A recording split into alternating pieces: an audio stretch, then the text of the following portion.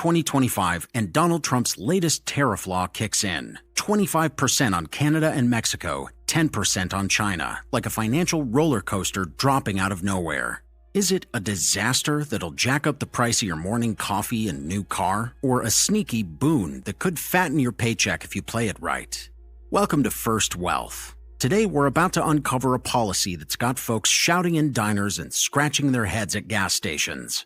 Buckle up, I'm channeling my inner Warren Buffett here, breaking it down slow and steady with numbers and examples to make it real for 2025. We'll figure out what it means, how it works, and whether you can cash in on it.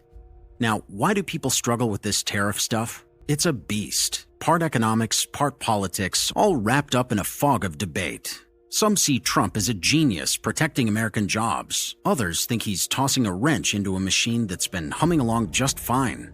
The confusion comes from the ripple effect. Tariffs sound simple, taxes on imports, but they spiderweb through supply chains, prices, and even geopolitics. Folks argue because it's personal. Your grocery bill, your job, your car payment, it all gets touched. Let's cut through the noise and unpack it like a good old value investor sizing up a stock.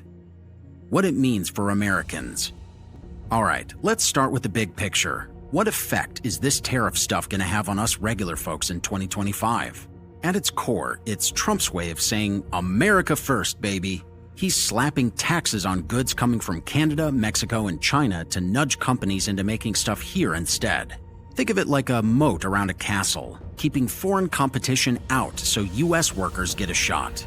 But here's the kicker. Every moat has a cost, and this one's hitting consumers and businesses square in the jaw. For you and me, it means higher prices, plain and simple. The Tax Foundation reckons these tariffs could add $800 to the average household's tab in 2025. Why? Because 43% of U.S. imports come from these three countries, $1.3 trillion worth of stuff like cars, oil, and electronics. A 25% tariff on Canadian lumber? Your new deck might cost $500 more. A 10% hit on Chinese TVs? That 55-inch flat screen jumps from $300 to $330. It's not the foreigners paying, it's American importers like Walmart who will either eat the cost or pass it to you. Historically, when Trump threw tariffs on steel in 2018, prices spiked 20%, and that's the playbook here. But there is a flip side, and this is where I'd squint like Buffett at a balance sheet. If you're in a protected industry, say steel or manufacturing, you might see a boom. The U.S. imported 23% of its steel in 2024. With these tariffs kicking in, companies might hire more locals instead. Jobs could grow. Goldman Sachs pegs it at maybe 50,000 new gigs in 2025 if retaliation stays low. So if you're a welder in Ohio, this could be your year. The trick? It's a gamble. Retaliation from Canada, think 15% on U.S. exports like corn, could tank other sectors like farming. How it works.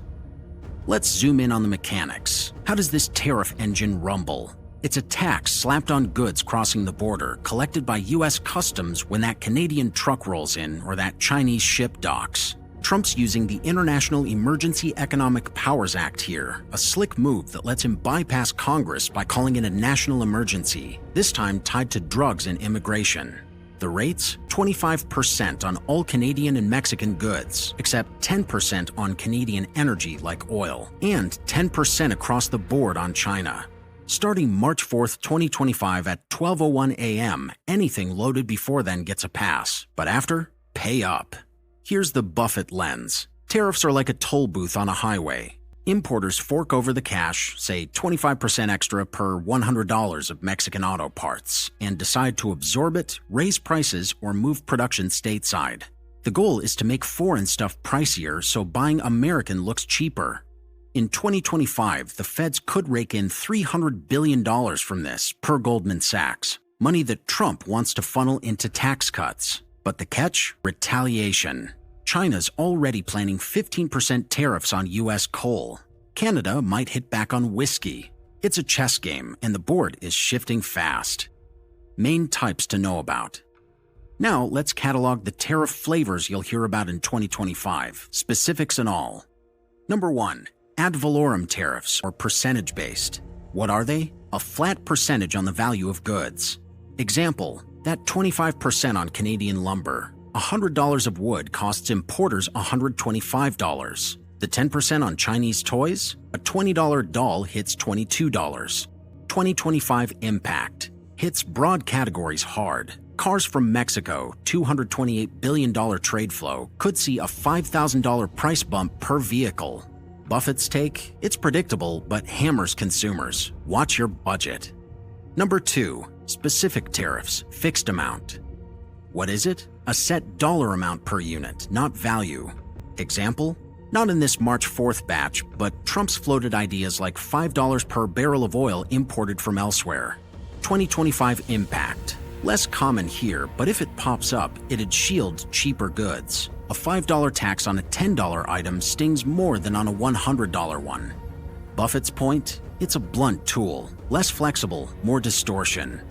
Number 3. Section 232 tariffs, national security. What is it? Tariffs tied to security threats. Think steel and aluminum. Example? Starting March 12, 2025, Trump's hiking aluminum tariffs to 25% and ending exemptions. The U.S. imports 23% of its steel. Expect a $1,000 bump on a $4,000 steel-heavy appliance. 2025 impact. Boosts U.S. steel, maybe creates 20,000 jobs, but the cost of construction soars. Buffett's wisdom? Short-term gain, long-term pain if supply chains choke. How you can benefit in 2025. So how do you turn this into a win?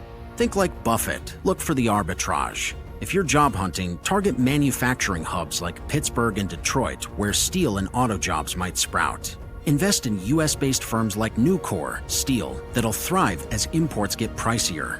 Analysts anticipate a 10 to 15% stock bump in 2025. Got a side hustle? Sell American-made goods. Tariffs won't touch them, but brace your wallet. Groceries could rise 5%. That's $150 extra yearly for a $3,000 budget, per the Tax Foundation.